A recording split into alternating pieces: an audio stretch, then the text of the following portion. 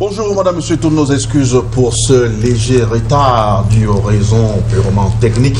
On espère que nous allons mener à bien ce programme dominical. L'émission c'est Canal Presse. Canal Presse retour sur l'actualité de la semaine avec au menu ce jour, bien sûr, la CONAC qui a rendu public un rapport sur les 10 dernières années. L'État, on apprendra donc de ce rapport rendu public par la CONAC, l'État économiserait environ 1652 milliards de francs CFA. On parlera également d'une autre actualité cette semaine avec les régionales rendues à sa dernière ligne droite. Ce sera mardi avec la session de plein droit. Quel profil pour les présidents des conseils régionaux? On en parlera tout au long de cette émission. Bienvenue à toutes et à tous.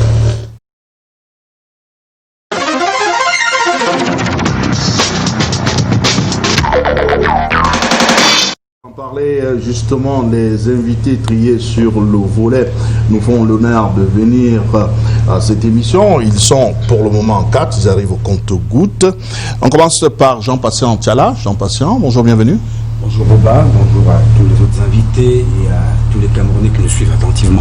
Merci de m'avoir invité. Merci à vous d'avoir accepté notre invitation. On vous accueille avec cette actualité qui concerne bien sûr le Chan. On a vu le Premier ministre chef du gouvernement actif John Gouté qui a fait tour à tour Yaoundé, Douala, Limbé pour s'enquérir des réalités, des préparatifs à cette compétition prévue dans nos murs à partir du 16 janvier prochain. Est-ce que pour vous, le Cameroun sera finalement prêt?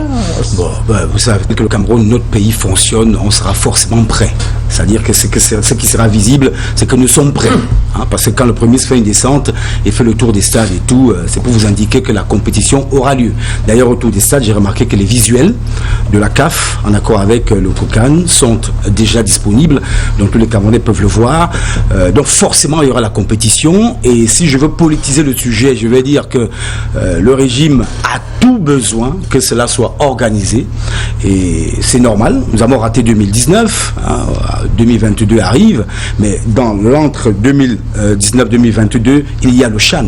Et il faut bien que cela se tienne. Et ça va se tenir. J'en suis sûr. La problématique ici, c'est beaucoup plus sur la réussite de l'événement. Parce que le Cameroun a essuyé depuis quelque temps beaucoup de critiques, beaucoup de non-observation sur la qualité de sa préparation. Aujourd'hui, nous avons beaucoup de stades, mais je suis convaincu que seules les infrastructures sportives ne suffisent pas. Il y a tout un ensemble de structures qu'il faut avec, les hôtels et autres. Et le Chan, pour moi, est l'antichambre de la CAN de 2022. Donc, il faut à tout prix réussir cette étape pour que celle de 2022 ne soit pas un problème. Le contexte qui est celui également de la réponse contre le fameux virus, évidemment, les stades seront vides. Je vais de notre télévision nationale à relayer ou alors à diffuser les matchs qui vont se développer au Cameroun. Ce sera le plus important, le côté le plus important, cette visibilité au niveau médiatique qui sera très très forte. Il faudra réussir à tout prix cette équation-là. Donc l'enjeu sera plus d'avoir les supporters dans le stade, mais beaucoup plus d'avoir la qualité en termes d'image, en termes de diffusion des matchs de football. Merci à vous d'avoir accepté de venir à ce plateau. Deuxième invité sur ce plateau, Jean-Baptiste Temengue, qui représente le Rassemblement démocratique du peuple camerounais, le RDPC. Jean-Baptiste, bonjour, bienvenue. Bonjour Bouba, merci pour l'invitation. C'est toujours avec plaisir que je viens représenter mon parti sur ce plateau. Le coronavirus n'est pas en personne, même le président français, on l'a appris cette semaine, Emmanuel Macron, avait été testé positif au coronavirus. Oui, je crois que malgré les précautions qu'il dit avoir respectées, malheureusement, oui, il y a une remontée de la pandémie en France et en Europe en général. J'espère que les mesures prises ici pour éviter la fermeture des frontières, c'est-à-dire les contrôles des tests à l'entrée et à la sortie, nous épargnerons aussi cette seconde vague ou troisième vague pour la France. Merci à vous d'avoir accepté notre invitation. Le troisième invité sur ce plateau, en rapport également avec Emmanuel Macron, Ferdinand Nana Payon. Bonjour, bienvenue Ferdinand. Bonjour Bouba, et merci pour votre invitation. On a appris cette semaine que vous avez encore frappé fort, une lettre adressée au président Emmanuel Macron, repris par Jeune Afrique Économique. On ne s'est pas osé. Vous laissez une correspondance au président Emmanuel Macron, alors que vous êtes Camerounais. Comment est-ce qu'on comprend cela? Merci pour cet accueil. Je comprends pourquoi vous m'avez invité. Je suppose que ce n'est pas que pour ça quand même. Pas du tout. Et en effet, j'ai écrit au président Macron il y a à peu près 3 semaines de cela, parce que un gros différend m'oppose à un partenaire français. Et est-ce que c'est osé? J'ai envie de vous ramener à l'affaire Dreyfus. Souvenez-vous de la fameuse lettre, le pamphlet d'Émile Zola qu'il avait adressé au président de la République française pour défendre la cause de Dreyfus. Et dans cette lettre, comparaison ne fait pas raison, mais dans cette lettre, il disait que je sais que vous écrire me met déjà dans une position où je risque la pendaison. Mais je ne voulais pas être aussi populiste que Émile Zola. Je n'ai donc pas fait une lettre ouverte au président de la République à travers les journaux. Donc ne vous attendez pas à ce que je vous dise ce que j'ai dit au président. Mais je résume ça simplement par le fait que depuis une certaine période, lorsque des étrangers arrivaient au Cameroun et avaient un petit problème, ils préféraient aller se référer à leur chancellerie. Et comme moi, j'ai affaire à un partenaire qui a essayé de me tromper, je suis allé le chercher pour répondre à un appel à manifestation d'intérêt dans le cadre des appels que lance le Conseil national d'agrément du matériel scolaire. Je suis revenu dans ce milieu depuis 2 ans parce que, à la faveur de l'arrêté du Premier ministre qui a ramené les choses dans le bon droit, j'ai dit je vais revenir essayer d'apporter une contribution à mon pays. Et je suis donc allé chercher des partenaires pour leur technicité. Et nous avons, sur les 4 lots, gagné 2. Et la première chose que je découvre, c'est que sur un volume d'affaires de 270 millions de francs, mon partenaire a choisi subrepticement de faire distribuer la marchandise à mon insu par un autre partenaire camerounais que je ne connais pas, enfin que je découvre par la suite alors qu'il n'est pas concerné par notre contrat. J'ai donc saisi la justice de mon pays. Et comme je sais que certains de ces gens pensent que dans notre pays, il n'y a pas de justice et que la justice est aux ordres, ils ont estimé que le juge n'avait pas raison de prendre la décision qu'il avait prise. En effet, il avait pris une ordonnance qui demandait de bloquer les fonds que ce partenaire étranger, ce partenaire français, Michel Lafon, pour ne pas le citer, s'apprêtait à faire partir dans son pays et que moi, pendant les 1 an et demi que j'ai travaillé sur ce projet, je reste, comme on dit chez nous, les mains. Donc le juge a demandé que l'argent soit bloqué dans les banques où se trouve cet argent et que nous nous entendions.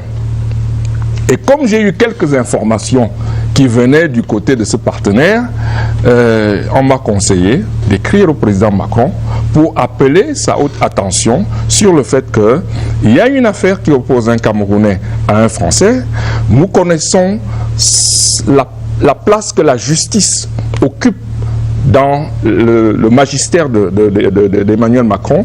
Eh bien, nous espérons qu'il n'y aurait plus ce genre de choses que nous voyons à l'époque de la France-Afrique, c'est-à-dire des interventions, un Falcon qui prend un ministre pour venir intervenir pour que l'affaire s'arrête. Le juge a dit que les partenaires doivent s'entendre. En attendant que les partenaires s'entendent, il a bloqué les fonds. Mon partenaire a demandé au juge de se rétracter, le juge des requêtes, le président du tribunal de grande instance de Yaoundé, que je ne connais pas du reste. À la deuxième affaire, le juge a refusé de se rétracter parce qu'il estime que des livres qui appartiennent à 2 coéditeurs et dont l'un, c'est-à-dire moi, n'avait pas choisi de bloquer la sortie parce que ça aurait pénalisé des millions d'enfants camerounais, eh bien, ces livres-là qui sont sur le marché et qui sont vendus par quelqu'un que ce partenaire camerounais ne connaît pas, ne doivent pas ruiner le partenaire. Et donc, du coup, le conseil d'agrément a demandé que les 2 parties parce qu'ils nous reconnaissent comme étant des coéditeurs, que les deux parties se mettent d'accord avant le 31 décembre. Et c'est là où Jeune Afrique intervient et dit qu'est-ce qui se passe. Et mon partenaire ne dit plus que nous ne sommes plus associés. Mon partenaire dit plutôt que nous sommes associés, mais je n'ai pas apporté un franc sur la table. Parce qu'il considère qu'un projet, c'est que dès que vous avez eu une idée et que vous avez de l'argent que vous prenez dans une banque, que vous pouvez emprunter, que tout le monde peut même emprunter dans la tontine, il estime que c'est lui qui a mis de l'argent. Donc, j'ai appelé M. Macron pour que... Et je pense que je n'ai pas mal fait, je n'ai pas été mal conseillé, parce que la suite me donne raison. Ce partenaire français n'a pas eu gain de cause, ni au tribunal, ni dans son pays. Et donc voilà, c'est peut-être osé, mais j'ai pas pris de risque, mais j'ai pris ma chance. On attend la suite alors. On attend la suite. Je pense que la suite, quelqu'un m'a dit que la sagesse est une vertu. Lorsque vous venez sur vos grands chevaux, vous êtes milliardaire, vous avez beaucoup de pouvoir, vous venez dans un pays des nègres, vous vous dites voilà je vais leur marcher dessus parce qu'il y a d'autres nègres malheureusement qui leur déroulent le tapis rouge et qui se couchent même par terre pour qu'on leur marche dessus. Eh bien moi je pense que si à mon âge je dois regarder les affaires de mon point de vue nombriliste, je n'aurais pas servi l'humanité, je n'aurais pas servi mon pays. Je voudrais que cette affaire fasse tache d'huile pour que les autres Camerounais, qui sont parfois écrasés par les plus grands que eux, on connaît l'histoire de David et Goliath, hein, c'est pas toujours le plus grand qui gagne. Eh bien, la suite, c'est que la justice va continuer de faire son cours et je tiens à dire merci à la justice de mon pays pour sa sobriété et pour sa lucidité. Merci à vous, Nana Payon. On souhaite bonne chance dans la suite de cette affaire. Quatrième invité sur ce plateau, Henri Séverin Assembe, expert en question de décentralisation. Bonjour, bienvenue. Bonjour Bouba et bonjour aux panélistes, bonjour aux téléspectateurs de Canal 2 International. Merci de m'accueillir. On vous accueille justement avec cette information, ce cri de détresse des Camerounais qui sont des sans-papiers dans leur propre pays du fait de l'obtention de la CNI, la carte nationale d'identité. L'avoir vu au Cameroun relève d'abord de combattants pour ceux qui l'obtiennent le plus tôt, c'est 6 mois après, et d'autres font même des années et des années avant d'avoir ce précieux sésame qui vous sert d'identité à votre pays. La question de l'identité en ce moment nous paraît assez complexe dans la mesure où les informations que vous énoncez s'appliquent à bon nombre de Camerounais qui sont dans la difficulté de pouvoir accéder à cette précieuse pièce dont l'absence du port est bien entendu un délit. C'est une enquête que je n'ai pas encore menée pour en comprendre les tenants et les aboutissants, mais je vais me limiter au constat de ce que c'est une pièce dont la délivrance semble de plus en plus questionnée, et c'est une pièce à laquelle bon nombre de Camerounais qui ont souscrit à l'ensemble des formalités d'usage ne parviennent pas encore à rendre réel. Merci à vous, cher monsieur. Reste encore attendu le professeur Claude Abbé, sociologue. On espère qu'il certainement pris dans les embouteillages. Il va peut-être nous rejoindre d'ici à là. Le panel étant constitué, on va marquer juste une courte pause, petite respiration. On revient derrière pour aborder la première thématique consacrée à ce programme.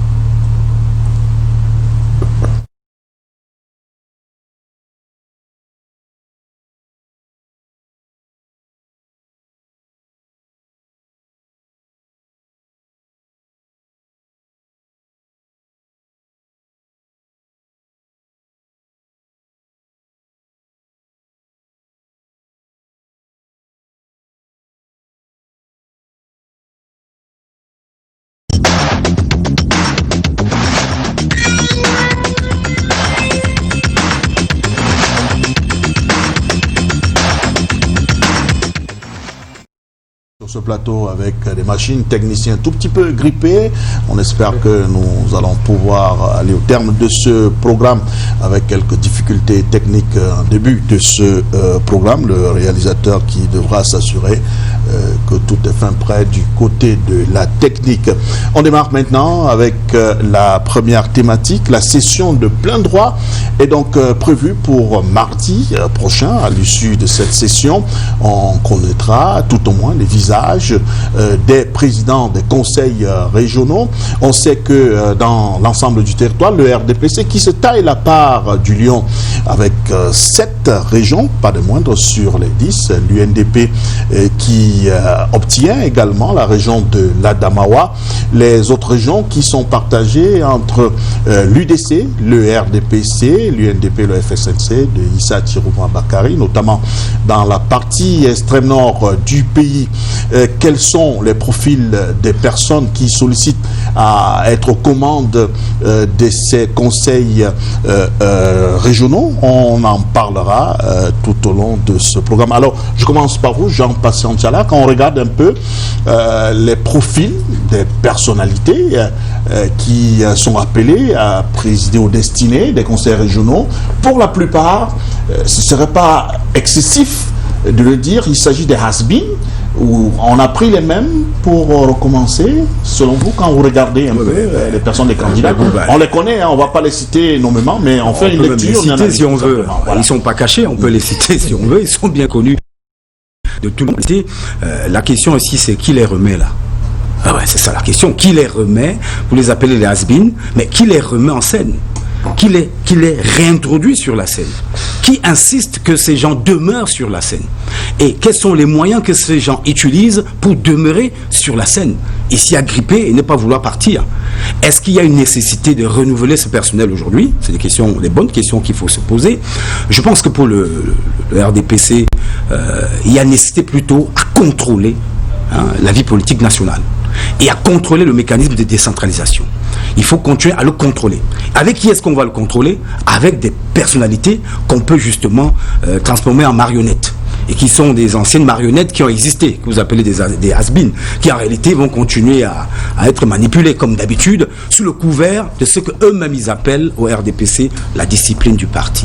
Alors là, ce sera très compliqué pour que ces gens puissent se départir de cette discipline du parti. Très très compliqué. Même si vous donnez l'impression qu'ils auront les coups des franches pour gérer, ou alors présider les conseils régionaux, mais j'en doute fort.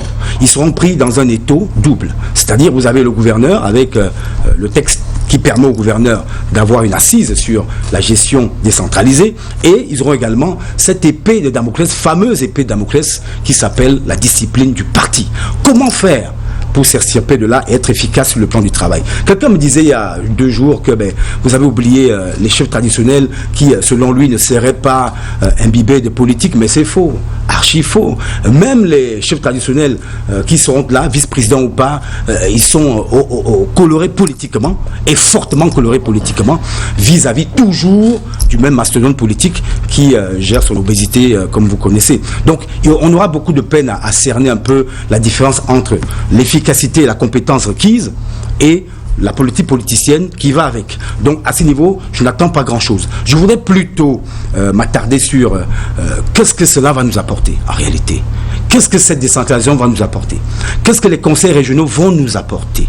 Nous, les petits citoyens, nous qui aujourd'hui, depuis hier, pleurons du fait que l'énergie électrique soit coupée à tort à travers. Nous qui pleurons que l'eau qui coule dans nos robinets n'existe pas. Nous qui pensons que, sur le plan communautaire, il serait bon peut-être d'avoir des projets qui peuvent nous aider à vivre mieux au quotidien, sans tribalisme, sans repli identitaire. Nous qui pensons que le Cameroun doit se développer, qu'allons-nous tirer de cette affaire?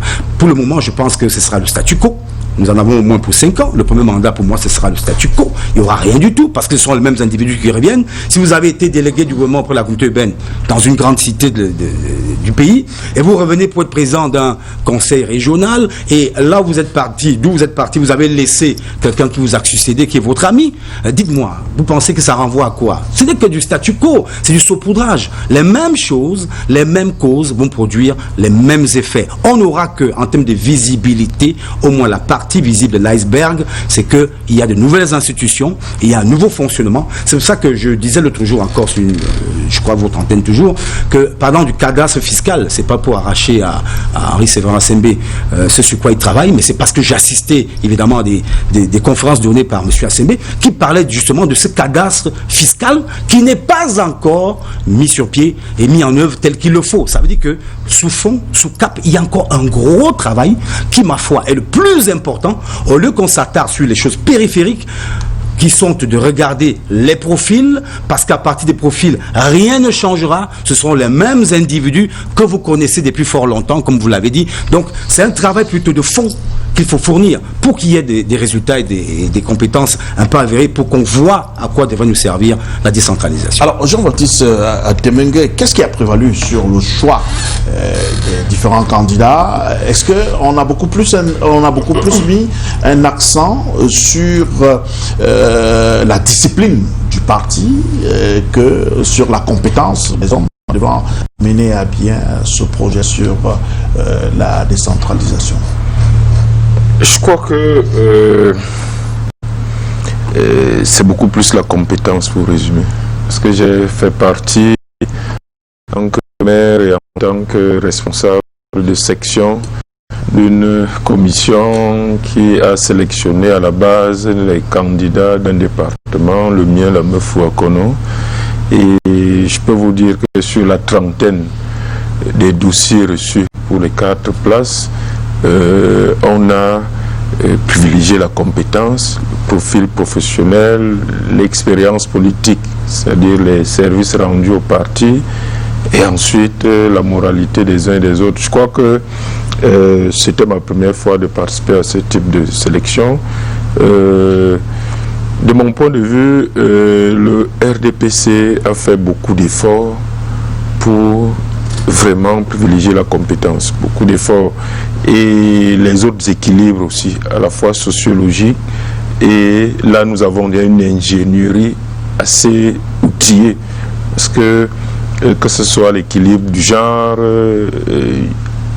il y a les jeunes, 20%, il y a l'équilibre sociologique, c'est-à-dire que dans nos communautés, il y a plusieurs composantes sociologiques, y compris non autochtones. On a pris en compte autant que possible pour que les populations vivant sur les territoires se reconnaissent à peu près lorsque, au sein des conseils régionaux, que chaque composante sociologique soit représentée. Mais la compétence était, à mon avis, privilégiée. Et c'est pour ça que je ne partage pas ce pessimisme.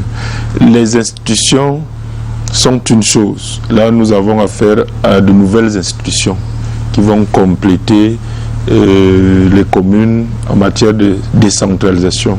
Nous avons ensuite le processus de décentralisation. Ce n'est pas le parachèvement, c'est le parachèvement de mise en place des institutions. Ensuite, il y a l'institutionnalisation, c'est-à-dire le fonctionnement progressif et optimal par rapport aux objectifs fixés de ces institutions.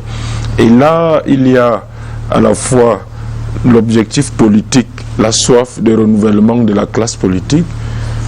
Au niveau des assemblées, c'est atteint, à mon avis. Il y a un dosage qui a été fait, il y a les jeunes, il y a des femmes, de nouvelles têtes, il y a des hommes politiques expérimentés.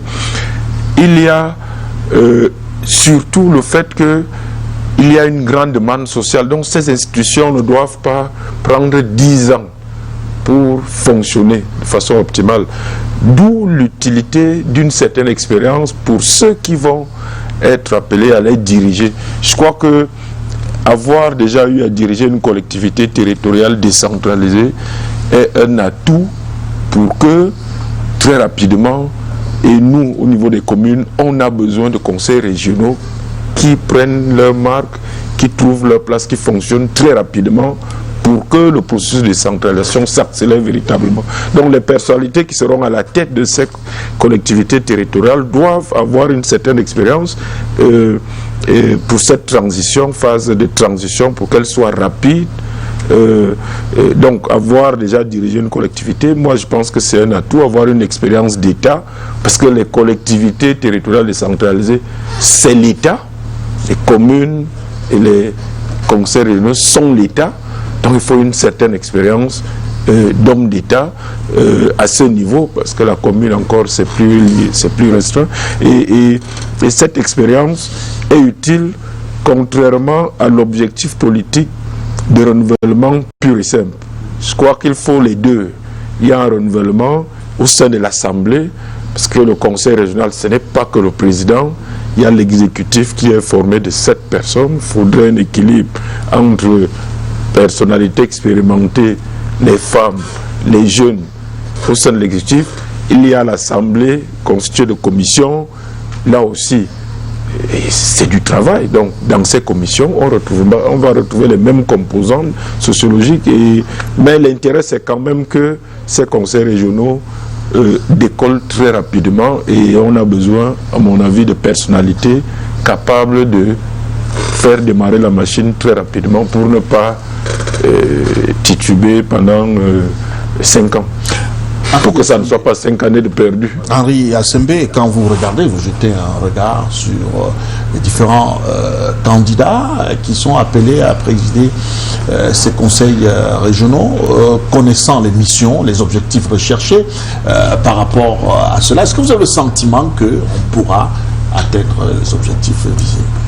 Bouba, nous ne pouvons en ce moment parler objectivement que des assemblées, c'est-à-dire les 90 qui ont été élus au terme des élections du 6 décembre. Vous savez avec moi que l'information ne circule pas beaucoup sur ceux qui candidatent à la présidence ou alors qui candidatent aux fonctions exécutives au sein des différents conseils. Nous avons quelques frémissements du côté de la région du Sud. Nous voyons 5 acteurs faire montre d'ambition du côté de la région de l'Est. Dans la région du littoral, ça veut sortir, ça ne veut pas sortir, on ne voit pas très bien comment cela se dessine. Dans la région du centre, l'information ne circule pas véritablement. Donc il nous est en ce moment difficile de parler des profils en termes d'exécutifs pour conduire les affaires au sein de la région. Mais si nous devons donc rentrer dans le contenu des conseils, nous notons qu'il s'agit premièrement d'assemblées très très renouvelées dans la mesure où le Cameroun s'attelle à appliquer à la fois les quotas jeunesse et les quotas de femmes qui sont très très importants, quotas jeunesse, quotas de femmes. Et lorsque vous observez attentivement, vous verrez qu'à l'intérieur, il y a beaucoup de grosses pointures. C'est la région, il y a beaucoup de grosses pointures. Dans toutes les formations politiques qui se sont livrées à ces jeux, nous avons vu émerger des grosses pointures sur l'ensemble du territoire. Nous avons donc, par rapport aux contraintes qui s'imposent à nous, parce que les contraintes, c'est quoi? Première contrainte, il faut accélérer la décentralisation. Accélérer la décentralisation impose que les conseils régionaux se mettent en place tout de suite et soient immédiatement opérationnels. Lorsque vous avez dit cela, vous convoquez 2 éléments. Premier élément, la compétence. Deuxième élément, l'acceptation par le système. Vous savez, il est plus facile pour quelqu'un qui a de la compétence et qui est connu du système, qui est accepté, de pouvoir faire avancer la machine. Il n'y a pas de temps d'observation, c'est la raison pour laquelle la perspective d'accélération ne semble pas très très ouverte à l'émergence de personnalités non connues. L'hypothèse de base, c'est que tous ceux qui sont dans les conseils régionaux sont des personnalités compétentes.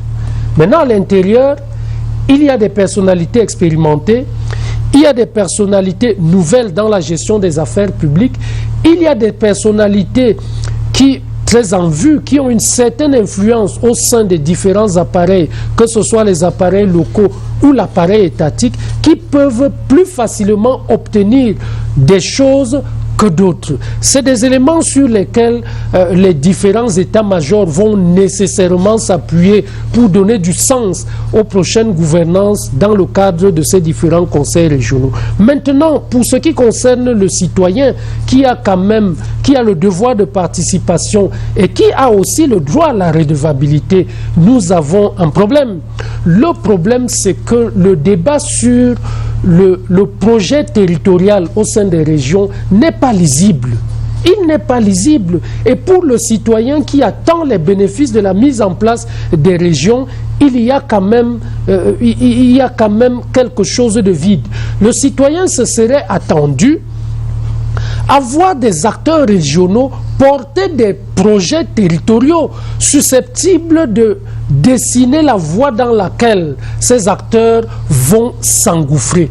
Il est entendu que le RDPC, qui a gagné 9 régions sur 10, bénéficie déjà d'un ancrage fort en termes de projection parce que, étant proche du pouvoir, il se dit qu'il a la perspective de la stratégie nationale de développement et que cela rentrera dans la cohérence territoriale et son ancrage institutionnel. Oui, cela est vrai, mais en dessous de cela, nous aurions souhaité voir des personnalités émerger porteuses de projets territoriaux de développement, commercialiser ou alors vendre leurs projets et se faire juger à la fois à deux niveaux.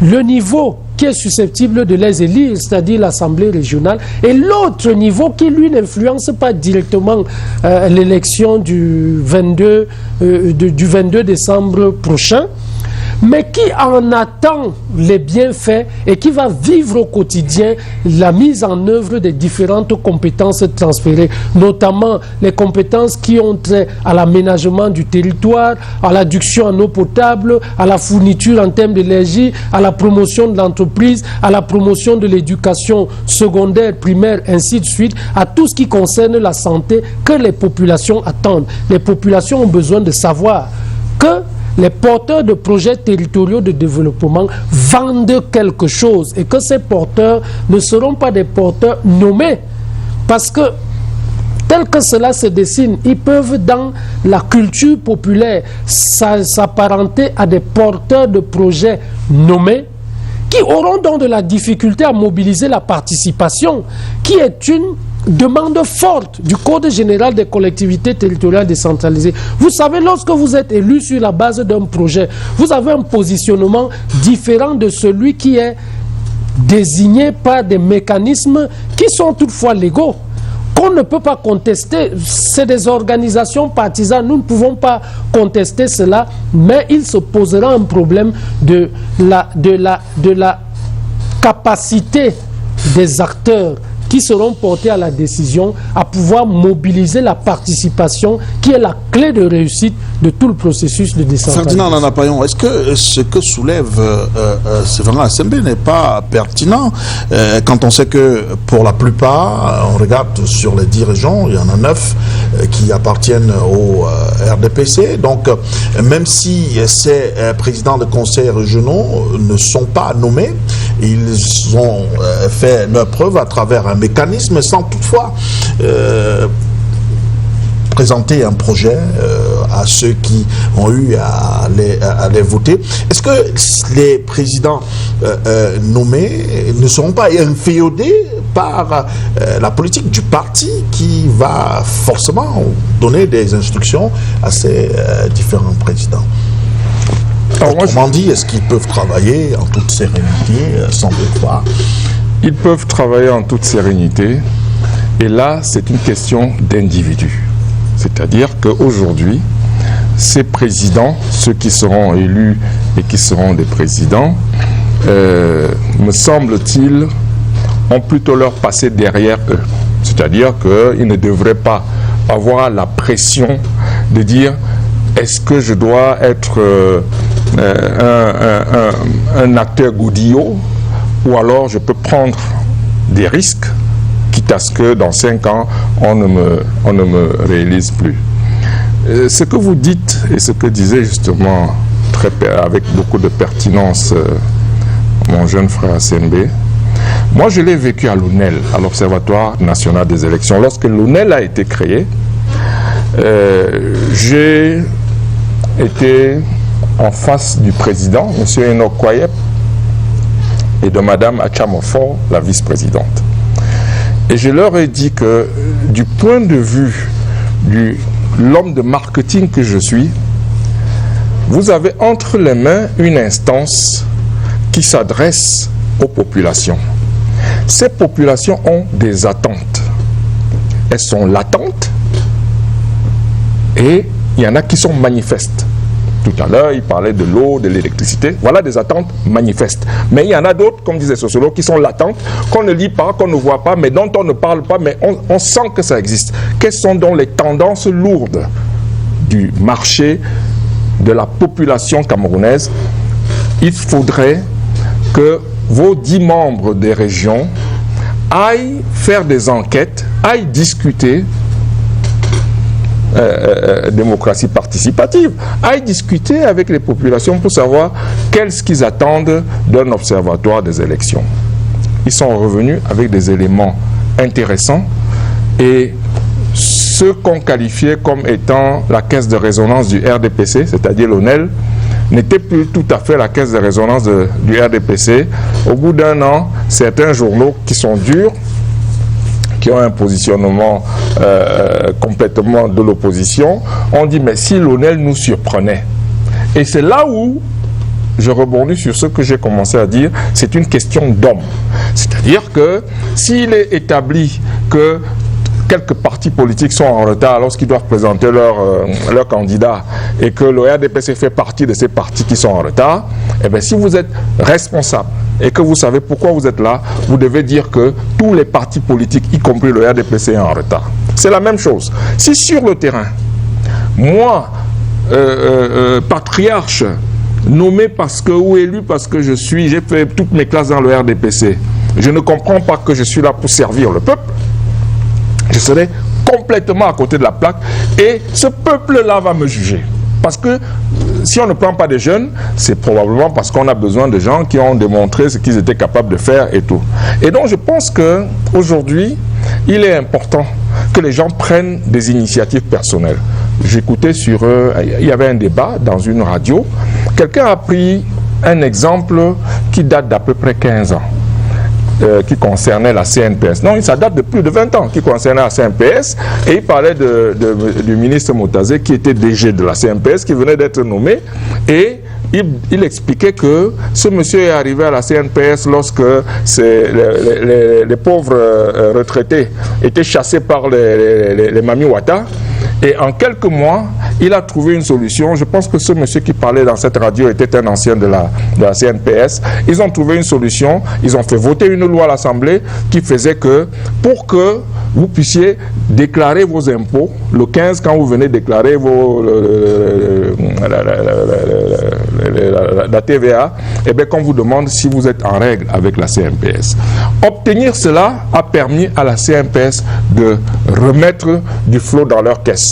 Ça, c'est une équation d'un individu à qui on a donné un pouvoir et qui s'adresse à la majorité des entreprises qui sont dirigées par le RDPC en leur disant « Vous, nous devons montrer l'exemple. C'est vous les premiers qui devez payer vos cotisations CNPS, sinon les gens ne croiraient pas en nous. » Donc, il faut que tous ceux qui vont aller diriger ces instances sachent que ils jouent leur carrière, ils ou elles jouent leur carrière et qu'ils seront jugés sur ce qu'ils auront apporté au peuple, mais pas sur ce qu'eux, ils auraient engrangé pour eux.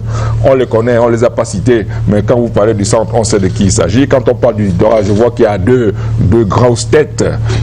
Chacun pense qu'il y en a un qui a un profil qui est plus intéressant que l'autre parce qu'il est quand même bon qu'on tienne compte aussi d'un certain nombre de choses. Il y a des expériences qui sont très importantes, l'expérience du privé, l'expérience du public et surtout ce qu'on a fait. Je ne trahirai aucun secret. Dans le littoral, on cite certains noms. Il y a des gens qui ont fait des preuves d'innovation. Il y a des gens qui ont fait des preuves dans ce pays. Je pense qu'il faut aussi leur donner une chance parce que grâce à ces preuves-là, ceux qui les ont observés et qui ont des éléments palpables pour comprendre que le RDPC est en train de choisir les bons, vont suivre, vont participer pour reprendre l'un des mots qui a été prononcé tout à l'heure. Donc moi, je pense qu'effectivement, il y a un challenge. Et le RDPC est majoritaire à l'Assemblée nationale, au Sénat. Je ne sais pas si vous avez peut-être 90% des communes au Cameroun. Donc, évidemment... Le RDPC, c'est 314 communes au Cameroun, je pense. Donc, évidemment, on ne peut pas ne pas dire que c'est une majorité obèse. Mais ils ne l'ont pas volé. Ils ont gagné sur le terrain, dans les urnes. Maintenant, à eux de nous prouver que ils ont effectivement gagné et que ils vont faire bon usage de ce gain et que parmi les 90 qui ont été élus, certains aient quand même un problème de conscience en se disant que va-t-on penser de notre parti? Est-ce que nous pouvons essayer d'améliorer en termes de gouvernance au moins ce qu'on nous a souvent parfois reproché. Jean-Baptiste Satemenge, concrètement au lendemain de la session de plein droit, les présidents des conseils élus, qu'est-ce qui va changer concrètement pour les populations? Alors, vous revenez à ce que M. Assembe évoquait. Alors, le conseil régional, il faut voir l'esprit de l'institution. Le conseil régional, c'est une sorte de Sénat au niveau régional. Donc les conseils régionaux ne sont pas élus au suffrage universel. Ce sont les conseils municipaux qui sont le maillon reliant le peuple, c'est-à-dire le suffrage universel, à ces conseils régionaux, donc qui sont élus par les conseils municipaux. Il y a une autre permanence au niveau, parce qu'il parlait de lien avec les populations. C'est pour ça qu'on a introduit probablement ou sûrement une représentation de la chefferie traditionnelle qui, elle, est une représentation non pas politique. Ça n'interdit pas que les chefs soient politisés, ça c'est leur droit, mais ce n'est pas pour ça qu'on les a mis au sein de ces assemblées. C'est beaucoup plus pour représenter cet esprit et cette permanence au-delà des vagues politiques d'une certaine idée des communautés vivant sur le territoire. Ça fait que 20%, 20 chefs traditionnels, 70 délégués politiques au suffrage indirect, ça crée une certaine stabilité. Alors, il y a effectivement un problème aussi du lien entre ces délégués et les territoires. Le suffrage, en tout cas la circonscription est départementale et pourtant le conseil régional. Le conseil régional en France, on l'a réparti plutôt comme la députation avec des circonscriptions individualisées où chaque conseil régional représente un territoire. Nous, on a choisi une solution intermédiaire, ce qui fait qu'effectivement, ça peut donner l'impression qu'au niveau régional, d'abord puisqu'il n'y a pas une liste régionale, et que les délégués issus de chaque département est une circonscription à part, avec ses enjeux, ses données, donc ils se retrouvent tous. Ça peut donner l'impression effectivement d'une déconnexion. Mais je pense qu'on va voir à l'œuvre le fait que les compétences transférées vont quand même rassembler tous ces acteurs. C'est-à-dire qu'ils vont statuer sur des projets qui vont relier les départements. Vous savez, les compétences, si j'ai une route qui relie, une route régionale qui relie la Mefoua-Kono, le Nyon-Esso et le Fundi, certes, les délégués sont issus chacun de son département, mais ce projet va les relier. Tout comme une route reliant le Mbamekim, le Mbamenougou, la Haute-Sanaga et le Nyon-Efumu par exemple. Donc les projets, les compétences vont relier tout ce beau monde, les chefs et les délégués politiques.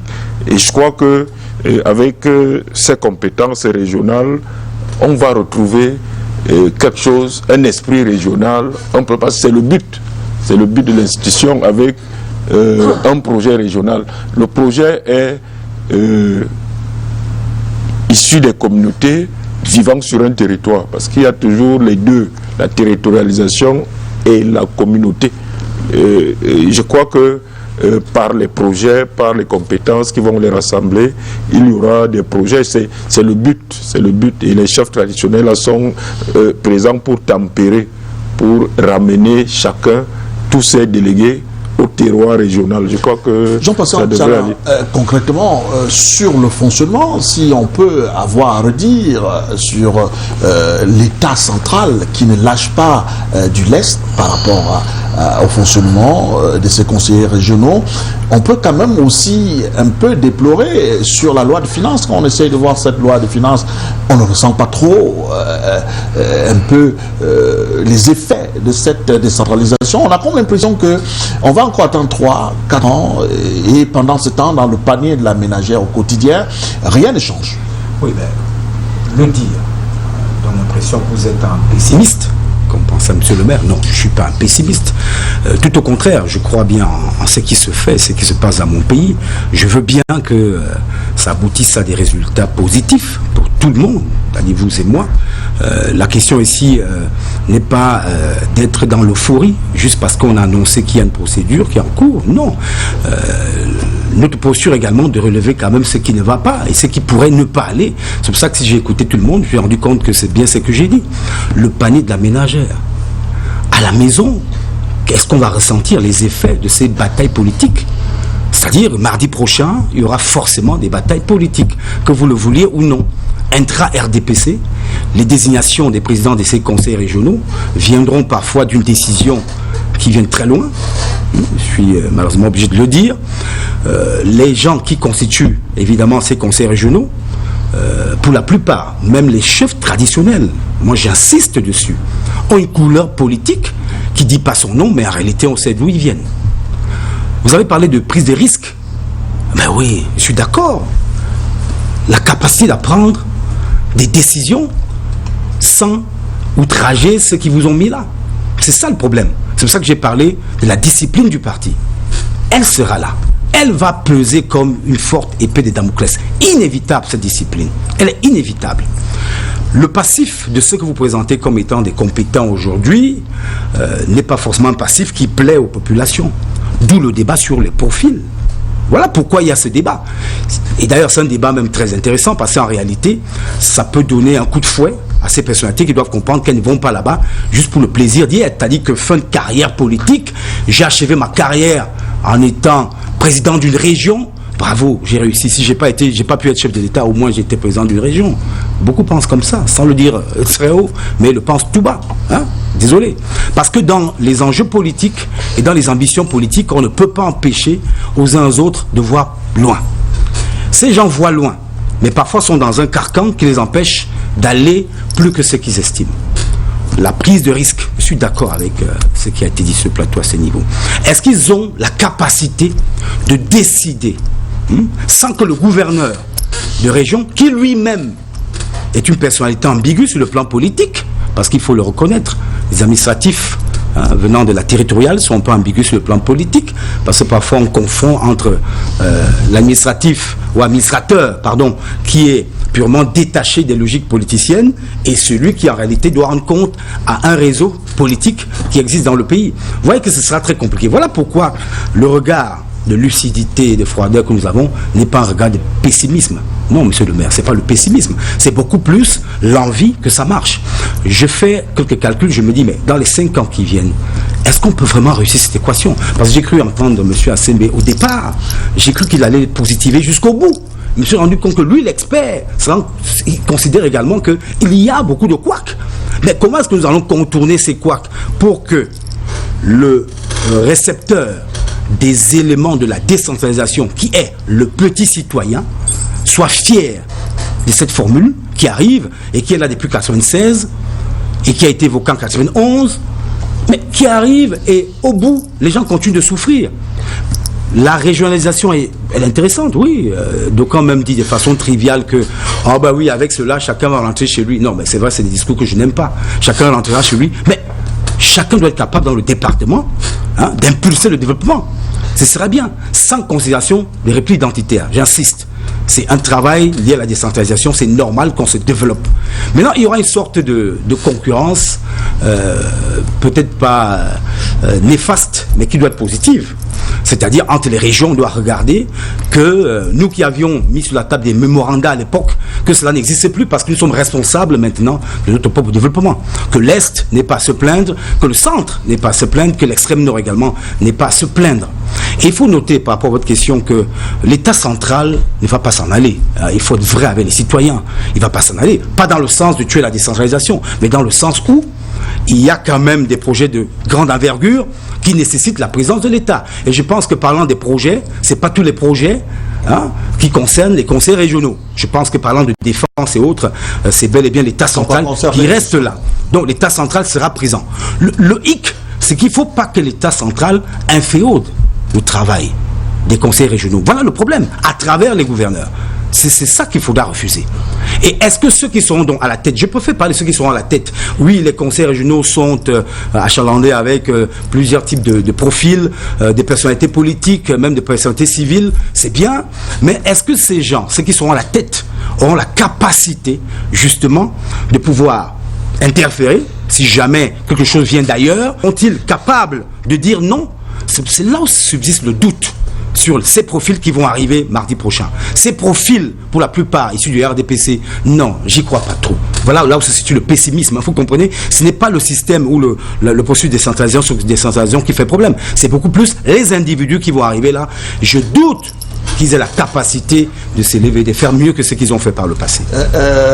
En CB, sur le plan du fonctionnement, toujours, est-ce que les accointances entre le pouvoir central, notamment les gouverneurs, les présidents de conseils régionaux, et même voire, parfois il peut y avoir des dysfonctionnements, des malentendus entre des personnes. Est-ce que tous ces facteurs ne peuvent pas être un frein, parce qu'il s'agit là d'une décentralisation, d'une espèce de transfert de compétences aux régions? Est-ce que vous avez le sentiment que les choses telles qu'elles se profilent à l'horizon, cette décentralisation va permettre effectivement aux populations de jouir profondément? Je prendrai la question par l'autre bout. Le fait que le contentieux administratif soit étrangement vierge ou très peu fourni en matière de décentralisation montre à suffisance que la décentralisation ne fonctionne pas.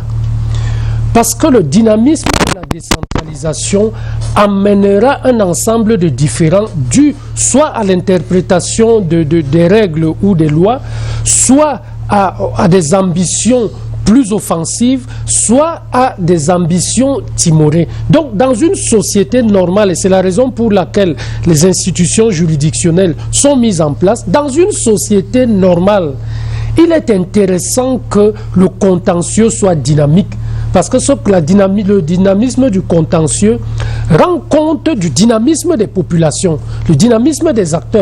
Or, le dynamisme des acteurs structure la participation. C'est la raison pour laquelle, entre les élus locaux, les présidents de conseils régionaux, les gouverneurs, les préfets, les maires et tout ça, il est important qu'il y ait des points de divergence qui convoquent donc la sanction de l'organe juridictionnel ou administratif habilité à le faire. Maintenant, pour ce qui concerne ce qu'on en attend, Jean Patient a évoqué les attentes finales au niveau des populations. C'est le contenu du panier de la ménagère. Comment on y arrive? On y arrive en produisant la valeur. Nous avons déjà une expérience intéressante avec les maires. Vous savez qu'au Cameroun, désormais, nous avons 360 autorités locales qui, au quotidien, sont présentes sur la scène publique. Ce n'était pas le cas avant.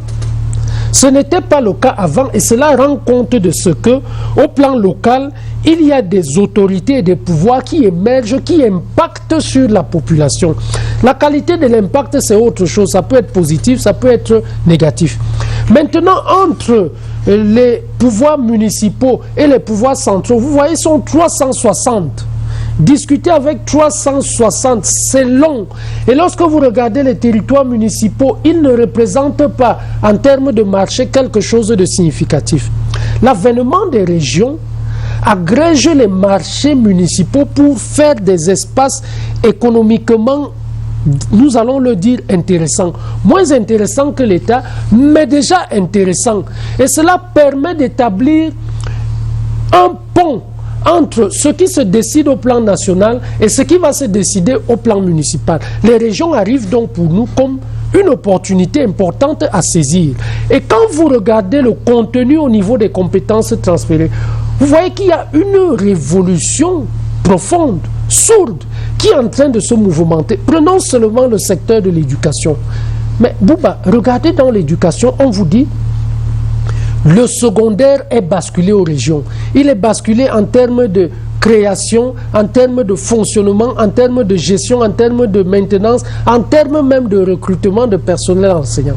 Vous imaginez ce que c'est? On vous dit, concrètement, on vous dit, dans un avenir certain, tout ce qui se fait au niveau du ministère en charge des enseignements secondaires, c'est-à-dire la création des lycées et des collèges, relèvera de la région. Lorsque les textes d'application vont arriver, relèvera de la région. Cela va amener plus loin la région à s'approprier ses dotations factorielles et à sortir des lycées et collèges généraux que nous avons. Nous aurons donc dans une région comme une région de l'Ouest, une approche de la formation dans le secteur secondaire qui soit fondamentalement différent de ce qu'on aura dans la région de l'Est. Et cela va structurer un nouveau dynamisme dans le développement de notre pays. Cela va également amener les régions. Nous avons suivi tout ce qui se fait dans le domaine de la fiscalité, la grande réforme qui est en cours. Est-ce que vous imaginez que dans le cas de la réforme qui est en cours, les centres divisionnaires des impôts, il est envisagé qu'ils soient basculés sous l'autorité des responsables municipaux. Si on vous dit donc, dans le cadre du transfert des compétences, que dans un avenir certain, il y a un ensemble d'éléments objectifs qui structurent le développement des communautés, qui va être mis à la disposition des autorités locales. Mais Bouba, nous avons simplement à dire, allons-y vite. Allons-y vite. Et pour y aller plus vite, il faudrait que l'État central, et c'est bien que les régionales soient contrôlées par le RDPC qui contrôle l'État central, que l'État central soit certain de ses interlocuteurs. Tout ce que vous voyez en termes de compétences transférées, si un président de région vous dit « moi je change fondamentalement sans sortir de l'ancrage institutionnel des compétences transférées, je sors fondamentalement pas des orientations de l'État, je modifie fondamentalement les dynamiques qui viennent de l'État sans les dévoyer au plan régional. » Mais l'État se retrouve en difficulté. C'est-à-dire l'État dit « nous allons à gauche » et vous vous dites « nous allons à gauche mais nous allons bifurquer par la droite ». C'est la raison pour laquelle il nous faut à la tête des exécutifs régionaux des personnalités fortes qui soient connues de l'État central, qui connaissent l'État central, parce qu'il faut aller et venir, il faut obtenir des choses, c'est une conquête, il faut aller et venir, il faut obtenir des choses et il faut avoir la stature qui permet de projeter. Je dirais en définitive, Bouba, que pour ma part, il est important d'avoir des anciennes personnalités de la vie publique qui soient respectées au niveau de l'État central, qui est de la côte. Si elles sont élues au plan régional, ça veut dire qu'elles ont de la côte au plan territorial. Maintenant, le grand défi, ce sera leur connexion avec la base, dans leur propension à la mobiliser pour que la participation, qui est la clé de tout cela, si vous avez tout cela et que les partis prenants ne participent pas, vous ne ferez rien. Prenez le cas où vous avez un président de région qui dit, bon, l'État central a prévu, c'est combien cette année? C'est à peu près 50 milliards pour démarrer en termes de fonctionnement, en attendant de structurer la fiscalité régional. Vous savez qu'au plan régional, la fiscalité a des soucis. Autant au plan communal, les CAC sont structurés, autant au plan régional, c'est encore résiduel. C'est pour ça qu'il y a la réforme. Un monsieur vous dit, j'ai besoin d'argent. Il a la capacité de mobiliser les parties prenantes. Il dit, bon, Nana Payong, Atemeng, Jean Patient Sala, on a besoin de 100 milliards. Mettez-moi sur la table, on fait fonctionner la région. Vous faites comment? Atemeng met le plus. Mais vous faites comment? Parce que dès lors que Nana Payong, Atemeng et Jean Patient Sala vont mettre 100 milliards sur la table, ils vont influencer la structuration du développement de la région. Et vous allez voir des exécutifs régionaux qui ont des pouvoirs et qui commencent à bouder l'État central dont la propension à leur concéder les subsides semble embarrassante en ce moment. Une ou deux dernières préoccupations par rapport à cette thématique. Entendre parler, c'est venant à Sembé, l'obésité du RDPC, un bien pour un mal par rapport à cette décentralisation qui doit être implémentée à travers ces conseils régionaux. Je ne suis ni pour ni contre. Bien au contraire. Bon, pour être plus sérieux, vraiment, je suis content de ce qu'il vient de dire parce que j'ai suivi un discours semblable. Très concrètement, si l'État central dit allons à gauche, on va à gauche, mais on bifurque un peu, sans sortir de l'orientation générale. Think globally, act locally. Je prends un exemple. Depuis quelques années, je me demande si on va un jour, bientôt, former des mécaniciens moto dans nos collèges d'enseignement technique. C'est-à-dire qu'ils sortent avec un CAP de mécaniciens moto. Parce que si on regarde bien, c'est eux les plus grands consommateurs de mécaniciens aujourd'hui. Ils consomment peut-être 1000 fois plus que les taxis conventionnels qui ne sont plus des voitures. Donc, ça veut dire que dans la région, une région où le président et son équipe sont proactifs, peuvent dire « Ah, mais voici ce que nous, on a envie de faire. » Mais comme nous ne pouvons pas changer tout de suite, nous allons essayer de créer quelques projets pilotes et démontrer que ça marche et aller faire pression au niveau de l'État central pour dire « Nous avons servi de pépinière, eh bien, ça marche, il faudrait que toutes les autres régions en profitent. » Et si les régions se mettent ensemble, l'État central, vous avez dit RDPC, va plier. Un jeune médecin camerounais de la diaspora est venu faire une tournée ici et l'autre jour il faisait un commentaire, il disait c'est dommage que les régionales ne soient pas encore installés parce que je ne peux pas aller voir les 300 et poussières de maires parce que ça va me coûter excessivement cher. Il a un projet de télémédecine, ça marche très bien, il est soutenu par une région en France. Et il a envie de venir accompagner un certain nombre de pays africains, mais malheureusement, il ne peut pas aller faire le tour. Alors que s'il se limitait aux 10 régions et commençait peut-être par 2, ça redescendrait au niveau des communes et les populations en profiteraient vite et très vite. Donc je pense, Bouba, que le fait effectivement que le pouvoir central soit en majorité RDPC et que les régions soient en majorité du RDPC peuvent faciliter les choses. Mais je maintiens ce que j'ai dit tout à l'heure, c'est une question d'individus. Il faut que les individus, pour reprendre la causerie avec ce jeune médecin, il me dit, mais je ne savais pas qu'on nous accueillait comme ça, nous la diaspora. J'ai été reçu par le ministre de la Santé qui a donné un intérêt, il marquait un intérêt extraordinaire sur le projet. J'ai été reçu par le ministre du Travail et de la Sécurité sociale. Enfin bref, il dit, mais s'il y avait déjà les régions, je partirais avec cette onction institutionnelle pour voir les responsables des régions, pour leur dire, faisons un test, je vous l'offre pendant 6 mois gratuitement, vous inscrivez tout, vous mettez toutes vos institutions hospitalières ou sanitaires et on fait le test, mais il faut que ça marche. Mais si le pouvoir central était à dominance RDPC, comme c'est le cas, et que les pouvoirs régionaux étaient de l'opposition, ça ferait un blocage. Donc, un bien ou un mal pour un bien. Jean-Baptiste Temeng, on sort par là sur la question d'autonomie des conseils régionaux. Que dites-vous à ceux qui disent que l'État a vendu la chèvre, mais a encore retenu l'accord? Je crois que ce que Jean-Pascal dit est utile, sauf le versant politique, parce que derrière il a son opinion politique. Ah bon, il n'est pas pour le RDPC? Il est de quel parti? Vous savez de quel parti politique? Avoir une opinion politique ne veut pas dire qu'on est d'un parti politique. Dire par exemple que lui il souhaite de nouveaux visages. C'est une opinion politique. Je veux dire il y a une femme, soit le renouvellement politique des visages devient une femme, soit pour lui. Donc, même si c'est du RDPC. Quel que soit le parti, je suppose, mais lui, c'est son objectif politique. C'est que voilà, mais il ne pense pas comme ça. Voilà, je ne pense pas comme ça. Ouais, comment ça se passe? C'est sur ça les conseils régionaux seront gérés. Non, c'est l'opinion qu'il a émise. Hein. Il voulait de nouveaux visages à tout prix. Non, j'ai pas dit à tout prix, il faut de nouveaux visages. C'est pas ça que j'ai dit. Non, je crois que ce n'est pas, ça ne se passe pas comme ça, parce que nous ne sommes pas les premiers à procéder à une politique de régionalisation. Ailleurs, ça a été fait progressivement et par correction, erreur, correction, on va avancer. L'autre idée reçue, par exemple, justement, parce que c'est pour ça qu'il faut être très prudent et se dire même que au-delà du panier de la ménagère, là maintenant, en fait, les institutions nouvelles, on les met toujours en place pour les générations à venir. L'optimum de production attendu de ces institutions, c'est pas avant 10-15 ans. Donc, il y a une phase de tâtonnement. On espère qu'elle sera courte et que les corrections se feront rapidement.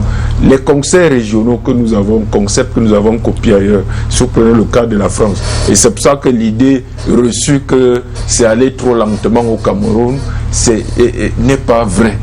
C'est même aller très rapidement au Cameroun. De 1996 à nos jours. Le conseil régional est né en France suite à un référendum perdu par le général de Gaulle en 69. En 72, on les crée quand même. Sous quel statut? Sous le statut d'établissement public. Ce n'était pas des collectivités. Établissement public dirigé par des préfets de région. Bon, c'est en 82, 10 ans après, que par la loi, elles deviennent, pas par la Constitution, par la loi, elles deviennent des collectivités locales. C'est en 2003, en France, que ces collectivités locales rentrent dans la Constitution, ce que nous on a fait en 96. C'est encore 10 ans après que le statut particulier réservé à des territoires à problème comme nous aussi on en a actuellement dans le nord-ouest, le sud-ouest, c'est-à-dire en Corse, c'est tout ça, que ça s'ajuste pour stabiliser et ramener à peu près la paix. Donc vous voyez que ça a mis plus de 30 ans.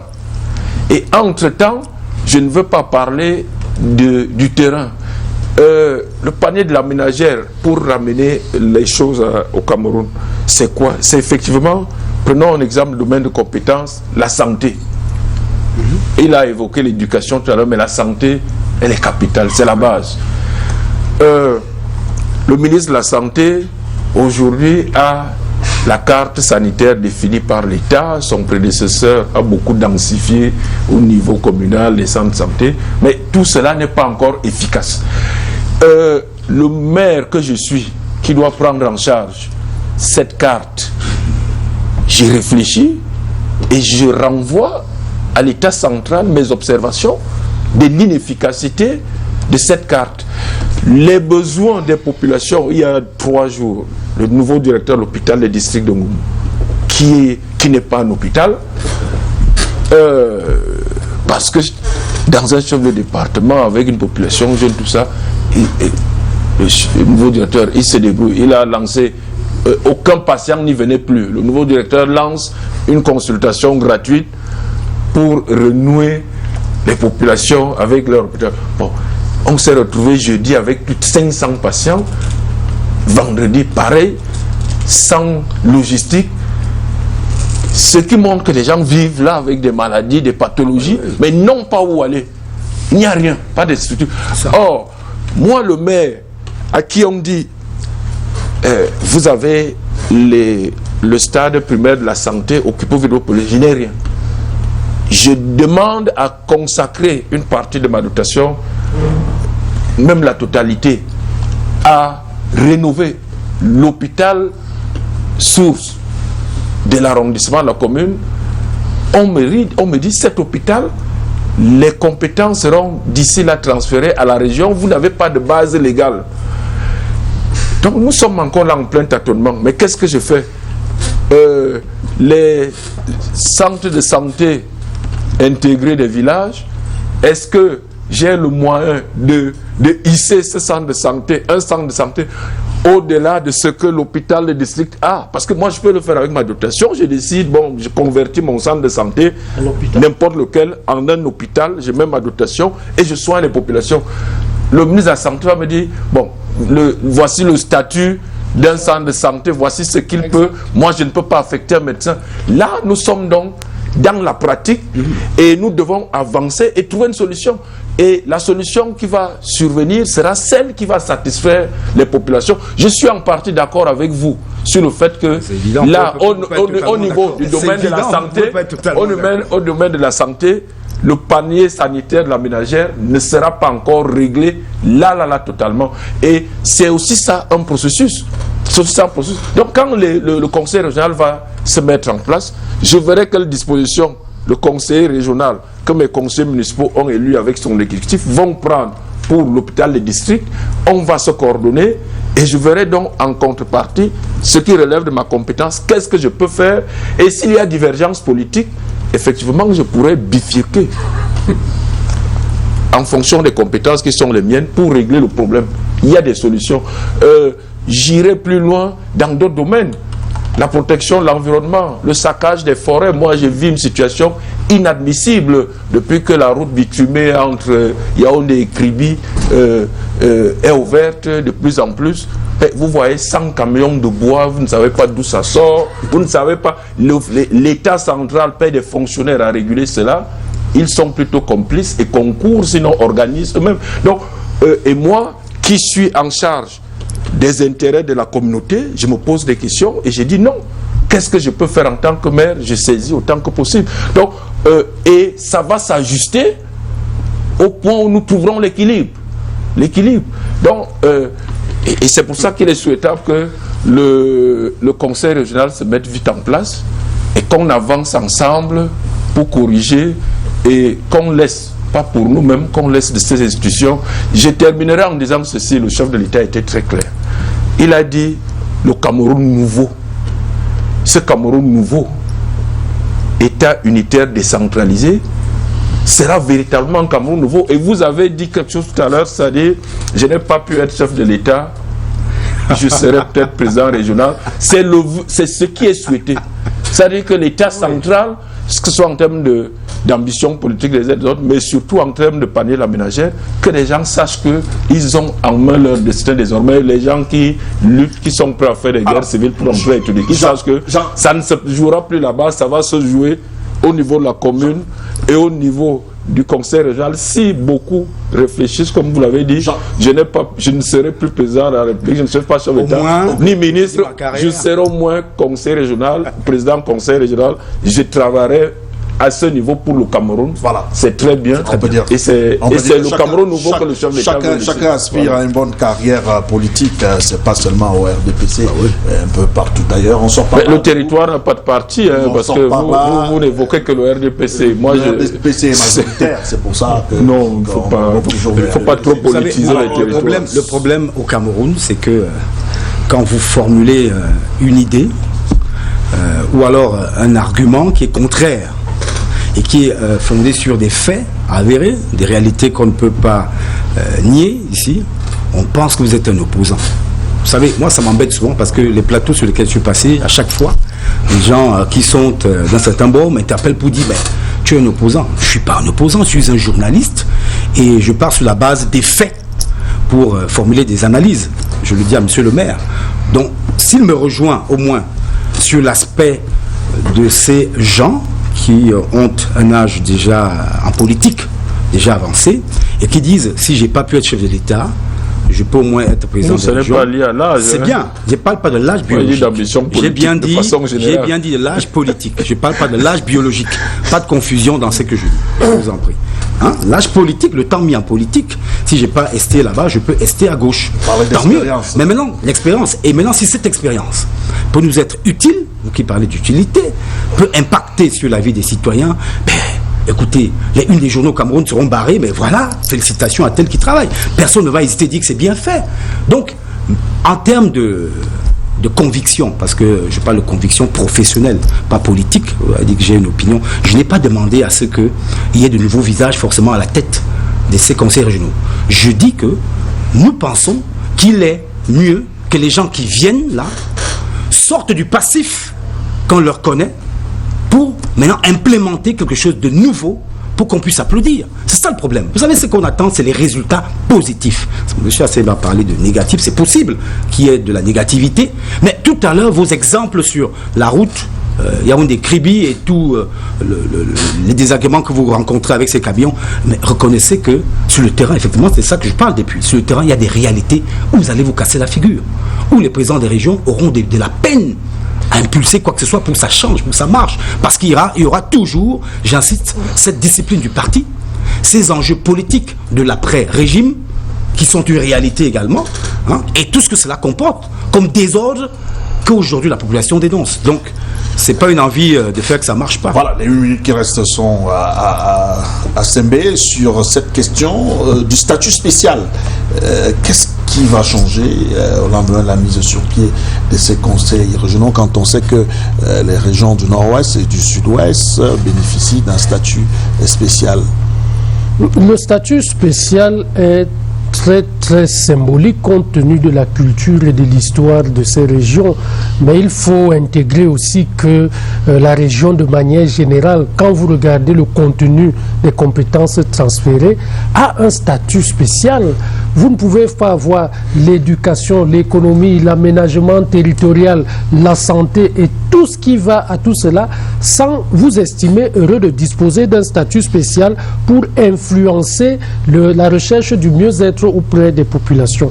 Le statut spécial dans les régions du sud-ouest est davantage symbolique et est construit pour permettre à cette autre culture de pouvoir s'exprimer dans le cadre de son mode de vie, de ses habitudes. Mais à y regarder de près, toutes les régions bénéficient d'un statut spécial qui leur permet de produire de la valeur et de permettre aux populations de mieux se sentir. Merci, cher monsieur. On va marquer une courte pause avec l'aide de notre réalisateur qui a retrouvé certainement ces machines qui étaient un tout petit peu grippées en début d'émission. Je crois qu'il est en mouvance pour pouvoir également nous servir ce reportage. Je l'annonçais finalement. Le Premier ministre chef du gouvernement a donc visité les installations devant abriter le Chan prévu pour le 16.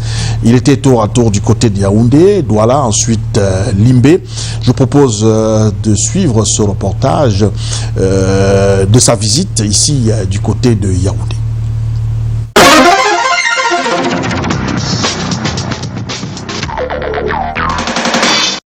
Le président interministériel de préparation des Coupes d'Afrique découvre ici le nouveau visage du stade omnisport de Yaoundé.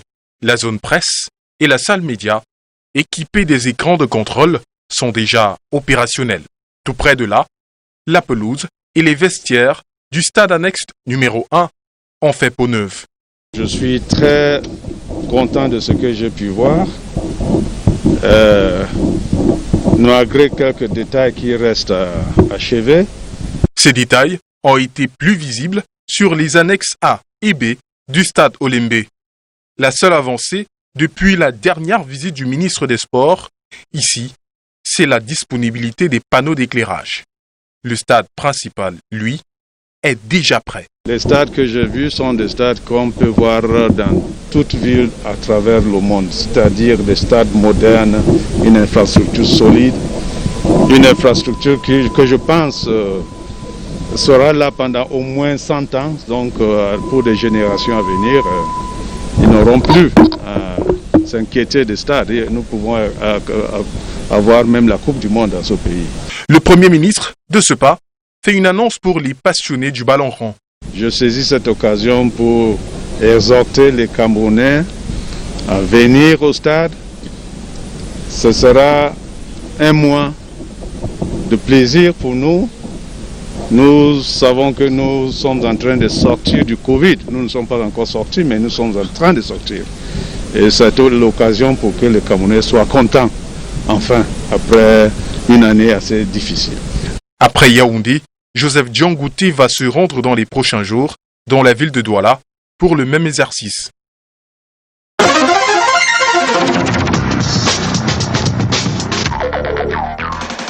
Voilà, retour sur ce plateau après ce reportage pour enchaîner directement avec la seconde thématique qui concerne la CONAC qui a rendu public son rapport. Nana Payon, quand on regarde un peu le rapport de la CONAC, on voit un peu dans le classement des têtes les ministères les plus concernés ou alors les plus corrompus, si vous voulez, arrive en tête le ministère des Finances, ensuite suivi domaine foncier, après il y a la défense avec la police, la gendarmerie également qui sont concernés, et on note que la CONAC en 8 ans a réussi à intercepter, on va dire ainsi, près de 1652 milliards à l'État. On va dire qu'on ne va pas faire la fine bouche, c'est quand même quelque chose, même si on ne sait pas ce qu'on a perdu en 9 ans également. Tout à fait, mais je voudrais m'arrêter un petit peu sur les critères d'appréciation du numéro 1, numéro 2. C'est toujours quelque chose de très aléatoire et de très risqué, parce que c'est comme une télé qui dit nous sommes numéro 1. Vous êtes numéro 1 sur quelle cible? Est-ce que c'est sur la cible jeunesse? Est-ce que c'est sur la cible qui regarde la télé le week-end? Est-ce que vous êtes leader sur la cible féminine? Moi, je pense que lorsque on doit évaluer, il faut démontrer que les critères qui ont été choisis sont des critères objectifs. Cela étant, le travail que la CONAC fait me paraît être très intéressant sur le point de vue de sa communication. Beaucoup d'instances, très peu d'instances dans ce pays communiquent sur ce qu'ils font.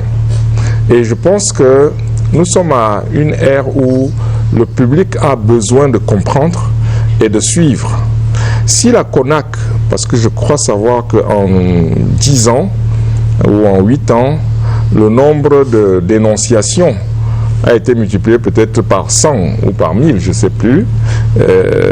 Ça veut dire que si la CONAC n'était pas connue, si en termes de notoriété, comme nous l'appelons dans notre métier, la CONAC n'était pas connue, eh bien, il n'y a pas beaucoup de gens qui prendraient le risque de leur écrire pour leur dire voilà, il y a telle chose qui se passe dans mon quartier, il y a tel monsieur qui a changé de train de vie, etc.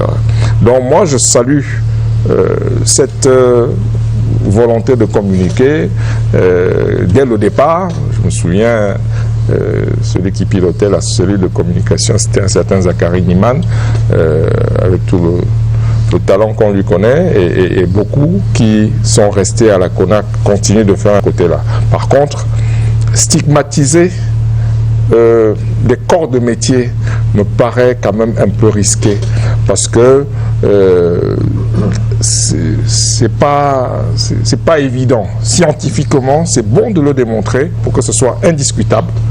Dire que le premier c'est les finances, le deuxième c'est l'armée, enfin c'est le domaine, le troisième c'est... Il faut que les critères nous soient présentés, parce que, à mon avis, c'est prendre des risques de stigmatiser des corps de métier, alors que, bon, moi je n'appartiens à aucun de ces corps de métier, et je voudrais juste militer pour la rigueur scientifique lorsqu'on établit des évaluations. Si la CONAC, et ça aussi je finis là-dessus, était la seule instance dans ce domaine, je ne suis pas sûr que les résultats seraient aussi intéressants. Par exemple, les 1600 milliards dont vous parlez, je pense que nous avons la NIF qui fait un travail, même si ils ne sont pas très remuants en termes de communication. Il y a la NIF, il y a le TCS, il y a la Chambre des comptes, je crois, de la Cour suprême. Il y a un certain nombre d'organismes, il faudrait multiplier ce genre d'organismes. Il y a aussi une initiative privée qui s'appelait BCA, Fight Against Corruption. Aujourd'hui, c'est Fight for Governance. Il faut multiplier ce genre d'initiatives, et surtout, je reviens encore sur ce que je disais tout à l'heure, que les individus soient capables. Si je viens sur la question du livre, monsieur Boubangomna, avant, l'argent circulait avant la sélection des manuels scolaires. Mais de l'argent très important, et la plupart de ceux qui venaient avec cet argent, c'était des gens qui venaient d'ailleurs. Et les nationaux s'y sont aussi mis. Ils circulaient de l'argent. Aujourd'hui, ça a changé parce qu'à la tête, le Premier ministre a donné un arrêté. Et aujourd'hui, on essaye de réduire de manière asymptotique. Pour les matheux, je frime un peu, mais je n'étais pas bon en mathématiques. On essaie de réduire de manière asymptotique ce phénomène, mais dans tous les corps de métier, on a de sérieux problèmes et il faudrait que chacun, en bonne conscience, notamment par exemple sur la question du livre dont je parle, lorsque vous acceptez de l'argent pour évaluer un livre, en la faveur de ce livre, que vous vous demandiez, mais c'est mon enfant, c'est mon petit enfant qui va avoir ces livres entre les mains. Est-ce que cet argent, je mérite de le prendre au risque de perdre cet enfant? Alors, ce qui suppose que on va regarder un peu le classement du ministère de l'Éducation par rapport ah, mais c'est alors, oui. Non, mais non, moi je suis pas pour Vous avez parlé du livre, oui, donc oui. Cela relève du domaine de l'éducation. Est-ce que pour vous, les critères, le classement que vous avez vu, le top 10, on va dire, produit par la CONAC, vous semble objectif? Je suis assez séduit par l'euphémisme du grand frère Nana Payon lorsqu'il parle de communication et qu'une institution normale ait besoin de communiquer pour exister, pour justifier son évaluation et pour permettre aux uns aux autres de comprendre ce qu'elle fait. Pour ce qui concerne le classement, toute activité de recherche est une activité à féliciter. Et en ce sens, l'activité produite par la CONAC est une activité à féliciter dans la mesure où elle rend compte d'un important travail fourni qui se caractérise par des chiffres et un rapport avec les différents opérateurs. Mais pour tout travail scientifique également, il faut intégrer qu'il y a des zones de force, il y a des limites et il y a des biais. Et dans tout travail scientifique, il est également important d'intégrer qu'il y a des objectifs à atteindre. La première question à laquelle on pourrait s'intéresser serait dans l'objectif à atteindre par la CONAC au moment de la confection et de la publication de son rapport sur les 10 dernières années. Sur les 10 dernières années, lorsque nous avons cet objectif, nous serions intéressés de connaître la méthodologie et les différents référentiels qui ont structuré sa mise en place. Moi, je ne m'intéresserai pas à ça dans la mesure où c'est une activité d'organisation et c'est une activité que nous avons évoquée en termes de force, en termes de limites et en termes de biais. Je rentrerai dans l'exploitation de ces rapports. Oui, le rapport a été produit. Il a établi un classement. Il a établi un ensemble d'institutions dites plus corrompues que d'autres, encore que pour l'adepte des économies de compétition que je suis, je relativise un peu ce qu'on appelle corruption, dans la mesure où, en termes de compétition, en termes de concurrence, si vous ne partez pas du même point, chacun des concurrents va utiliser les armes portées des armes dont il dispose. Et si nous ne voulons pas parler de différence entre acteurs qui vont sur le terrain, nous devons sortir de l'économie libérale. Or, nous sommes en plein dans l'économie libérale et les acteurs vont mobiliser les outils qu'ils ont à leur disposition. Je disais donc que pour l'exploitation, moi je proposerais que pour limiter la nature de ce type d'opération, si nous entendons que la corruption opère, la corruption est établie quand de l'argent arrive entre les mains d'un décideur afin qu'il favorise la prise de décision en la faveur de celui qui a mis cet argent par des moyens dits non réglementaires, des moyens non acceptés par le référentiel d'organisation. Je dirais qu'il faudrait premièrement, puisque tout cela, nous voyons MINFI, domaine défense, police, c'est des agents publics. Il faut se poser la question de savoir pourquoi, si cela est vrai, les agents publics s'intéresseraient à la corruption ou se laisseraient emporter par ce type de proposition. Il faudrait regarder donc le cadre d'amélioration de leurs conditions de travail. Vous savez, Bouba, tant que vous avez un fonctionnaire qui gagne très peu d'argent, ne vous laissez pas séduire par des îlots de prospérité. Vous pouvez avoir des gars qui ont plus d'argent ou tant que le fonctionnaire ordinaire, j'ai été agent public, je sais ce que c'est, tant que l'agent public a des conditions qui ne lui permettent pas, d'accéder à un niveau, à un pouvoir d'achat conséquent, d'accéder à la propriété immobilière, d'accéder à la propriété foncière, de pouvoir accéder aux soins de santé, nous serons toujours dans ce type de situation. On aura publié ces rapports toutes les 10 années, même toutes les années, mais tant que nous ne nous attaquerons pas aux problèmes de fond, nos agents publics seront toujours étrangement exposés à ce que nous appelons aujourd'hui la corruption. Pour ma part, c'est une question que l'État doit adresser dans le fond. Si on ne peut pas augmenter les salaires des fonctionnaires parce que ça va provoquer de l'inflation tout de suite, il faut regarder tout ce qui concerne l'accès au logement, l'accès à la propriété foncière, l'accès aux soins de santé, qui pourraient donc relever leur pouvoir d'achat et diminuer leur exposition aux pratiques qui, pour l'instant, sont contestées par la société et sont énoncées par la société. Maintenant, la contestation du contrat social, ce n'est pas seulement ce qui va dans le nozo. Quand les agents publics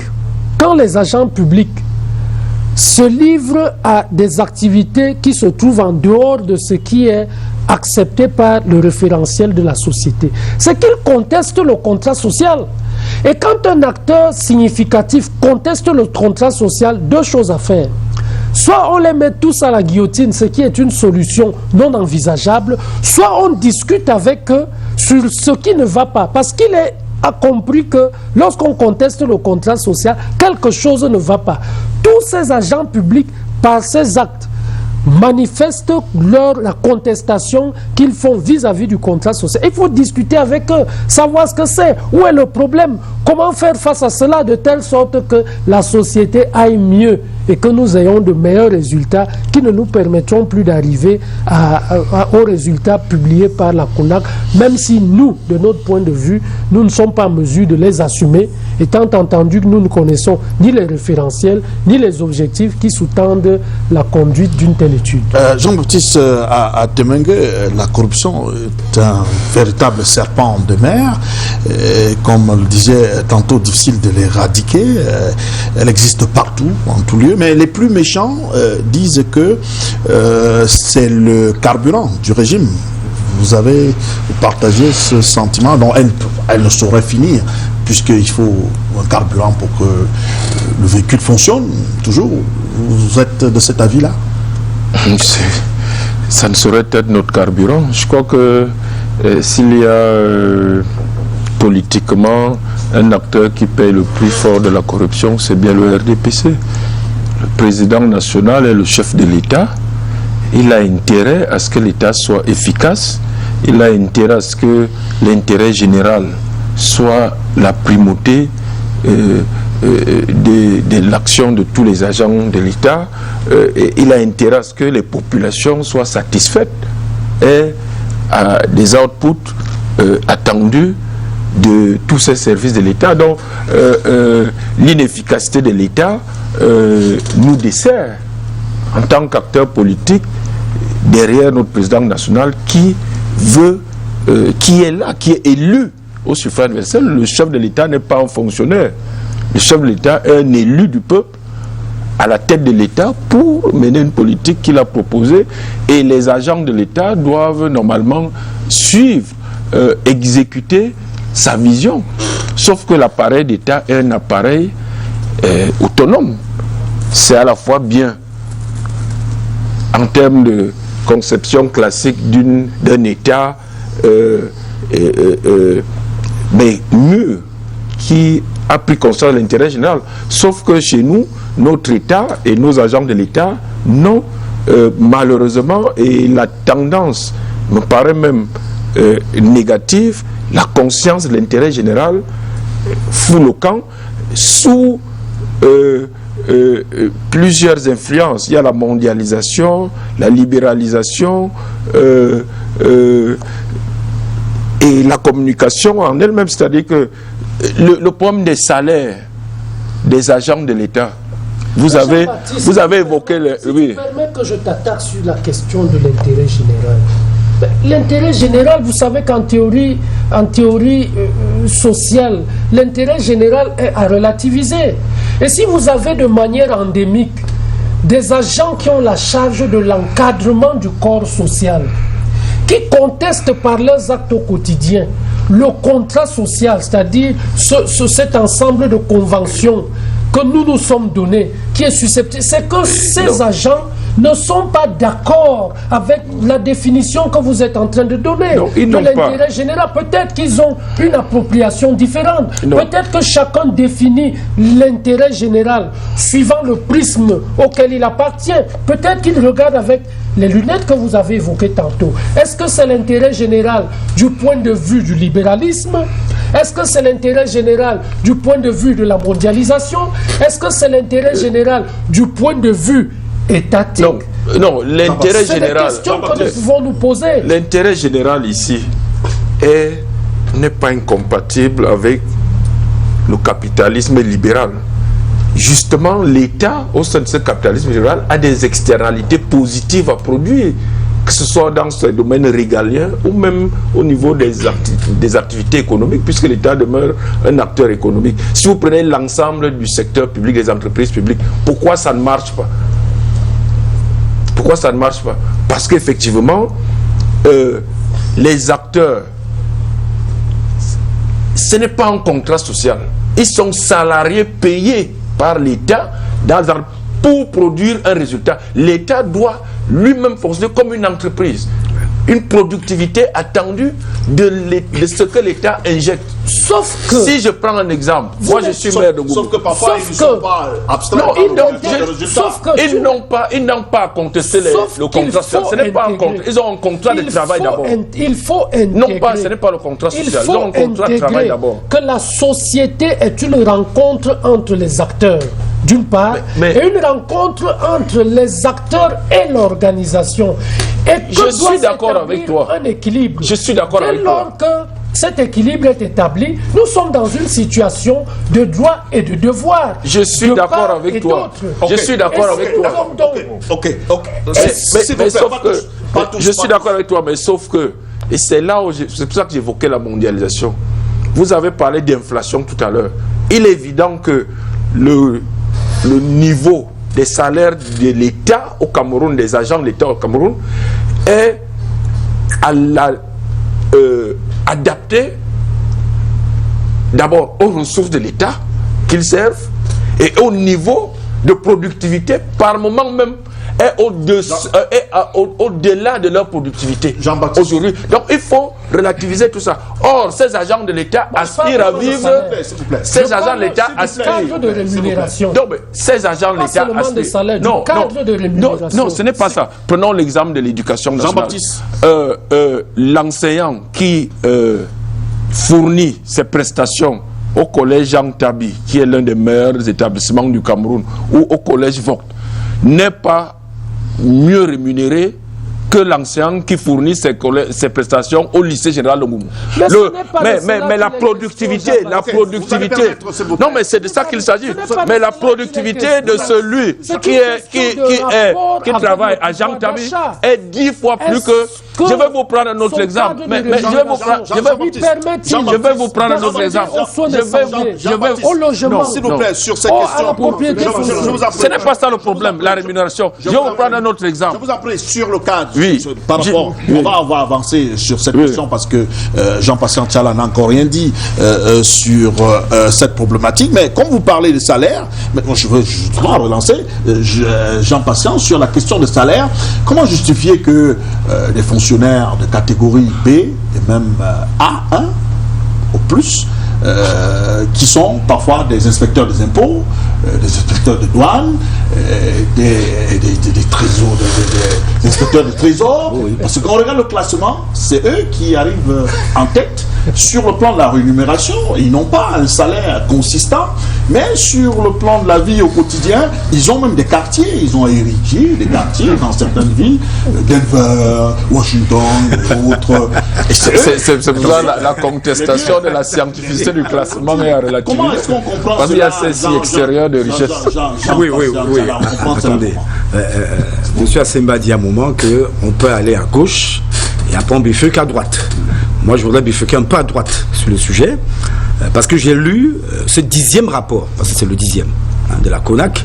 Je suis allé jeter un coup d'œil au niveau de cette fameuse affaire du complexe industriel portuaire des Kribi, avec les 34,2 milliards qui auraient été stoppés, parce qu'en réalité, il fallait indemniser les riverains, mais le processus a été arrêté. Pourquoi est-ce que le processus a été stoppé? Deuxième chose, la route d'Nkolmé-Seng à Yaoundé, ça fait 18 mois quand même, un projet qui doit courir sur 18 mois. 6 mois sont déjà consommés. On est bloqué parce qu'on attend le décret d'indemnisation des riverains. Pourquoi ça bloque? Qu'attend le chef de l'État? Mais justement, c'est parce qu'il y a ces fameux fonctionnaires tapis dans l'ombre, comme des censures, comme des crottales, prêts à tout bouffer. C'est pour ça que ça bloque. C'est pour ça que quand je parlais de décentralisation tout à l'heure, je disais on aura beaucoup de peine. La CONAC doit aussi décentraliser ses unités. C'est très important. Il faut qu'elles soient... Ah, c'est leur souhait, voilà, je ne savais pas. Il faut qu'ils décentralisent leurs unités. C'est très important.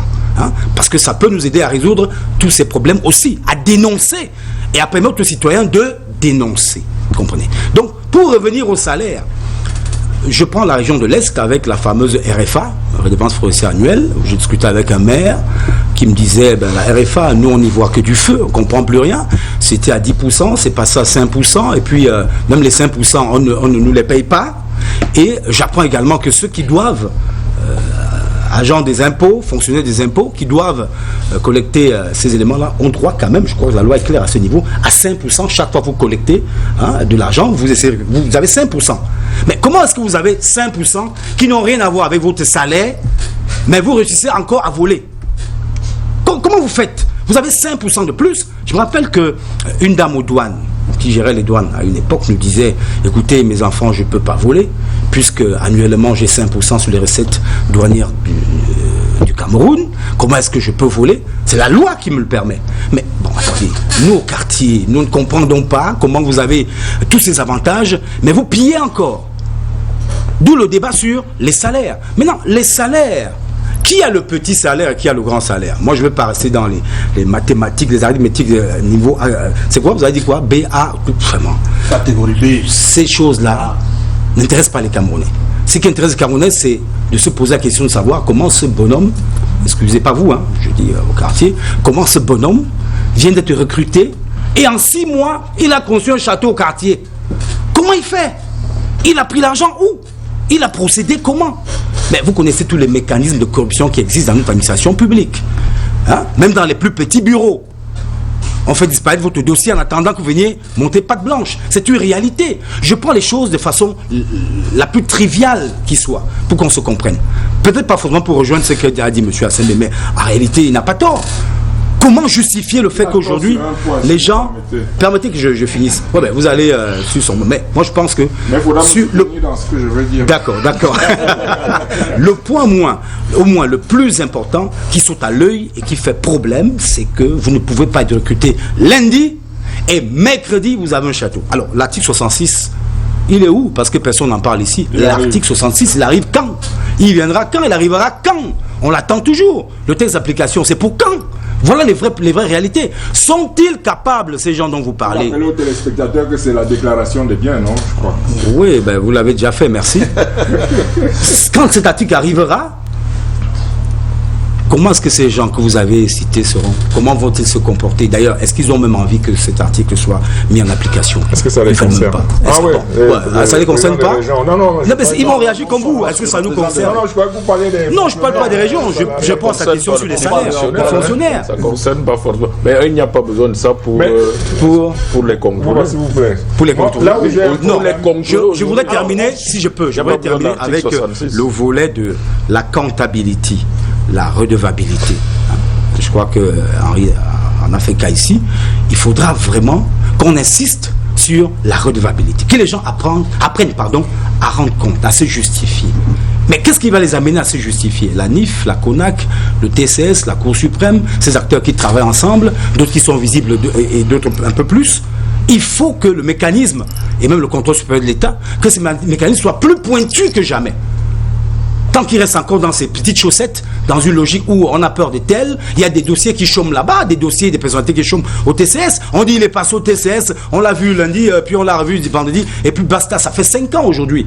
On n'entend pas la suite. D'accord, la réalisation me signale qu'on n'a plus malheureusement du temps sur cette thématique. Il reste exactement 4 minutes, donc 1 minute pour chacun. On commence par vous, Nana Payon. On se rend compte que la CONAC a les mains liées, elle ne peut pas aller au-delà après avoir dénoncé des corruptions, parce que l'action judiciaire doit suivre son cours à travers le TCS, ce qui n'est pas toujours évident. Oui, mais il faudrait peut-être qu'elle laisse un peu de temps, parce que si vous donnez tous les pouvoirs aux Camerounais, ils peuvent en user pour eux-mêmes. Mais si, comme je n'ai que plus que 10 secondes, j'ai fini avec la question de salaire. Vraiment, moi je suis convaincu que c'est une question d'être humain, c'est une question d'individu. La question de salaire, la preuve, il y en a qui sont inquiétés, qui sont en détention, qui attendent le jugement, qui n'ont pas forcément des problèmes de salaire. Effectivement, si on donne un peu plus de moyens aux gens, ça ira très bien. Mais regardez toutes nos structures, toutes les structures, quel que soit le corps, ce ne sont pas ceux c'est pas les gangs petits, entre guillemets, qui sont les plus corrompus.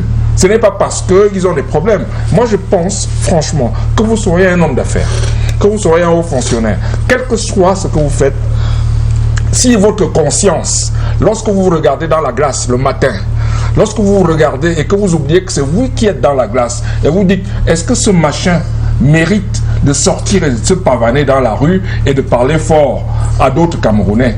Lorsque vous avez eu la réponse à cette question, eh bien, vous pouvez agir normalement. Moi, je pense, très franchement, qu'on peut être digne, même dans la pauvreté. Regardez quand vous partez de Yaoundé pour les villages, regardez comment des enfants jouent devant des huttes. Ils sont très heureux, hein. Ils sont aussi heureux que ceux qui sont dans les grandes villas en ville. Donc ne mettons pas ça sur le coup du fait que les gens souffrent. C'est vrai qu'il faut améliorer leurs conditions de vie.